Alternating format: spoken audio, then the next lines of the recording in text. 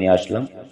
ভিডিওটি শুনে বা দেখে যদি কেউ উপকৃত হন তাহলেই ভিডিওটি করা আমার সার্থক হবে বলে মনে করি। তবে আশাবাদী অবশ্যই আলোচনাটি আপনাদের ভালো লাগবে বা গুরুত্বপূর্ণ বিষয় আলোচনা করব। আজকের আলোচনার বিষয় আদম তত্ত্ব। আদম বলতে আমরা সাধারণত হযরত আদম আলাইহিস সালামকেই বুঝি। বলা হয় তিনি দুনিয়ার প্রথম মানুষ এবং প্রথম নবী। মুজাহিদ হযরত আব্বাস রাদিয়াল্লাহু তাআলা আনহু হতে বর্ণনা করা হয়েছে, উদমা শব্দ থেকে আদম শব্দের উৎপত্তি, যার অর্থ হলো গন্ধম ভক্ষণকারী, অর্থাৎ যিনি গন্ধম ভক্ষণ করেছেন তিনি আদম। তাফসিরে রুহুল মাআনি 1-205 পৃষ্ঠা আবু ইসাক সালাবির অভিমত হচ্ছে আদম শব্দটি ইব্রানি ভাষায় আদম বলা হয় মাটিকে।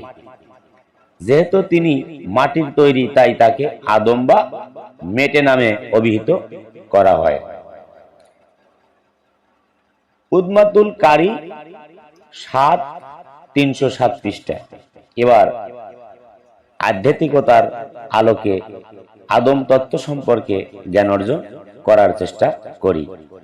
যদি কোনো বিষয়ে না বোঝেন অথবা শরীয়তের সাথে সংঘর্ষিত মনে হয় তাহলে তথ্যজ্ঞানী কামেল পীরের স্বর্ণপূর্ণ হন অথবা কোরআনে বর্ণিত হযরত মুসা আলাইহিস সালাম ও হযরত খিজর আলাইহিস সালামের ঘটনা স্মরণ করুন। বাবা আদম সৃষ্টির আধ্যাত্মিক রহস্য কি, বা বাবা আদমের আধ্যাত্মিক সৃষ্টির রহস্য কি? আদম সৃষ্টির রহস্য হলো আল্লাহ নিজেকে প্রকাশ করা।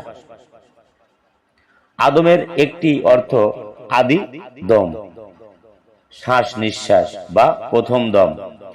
দমের সম্পর্কে রুহের সাথে, দমের সম্পর্ক রুহের সাথে।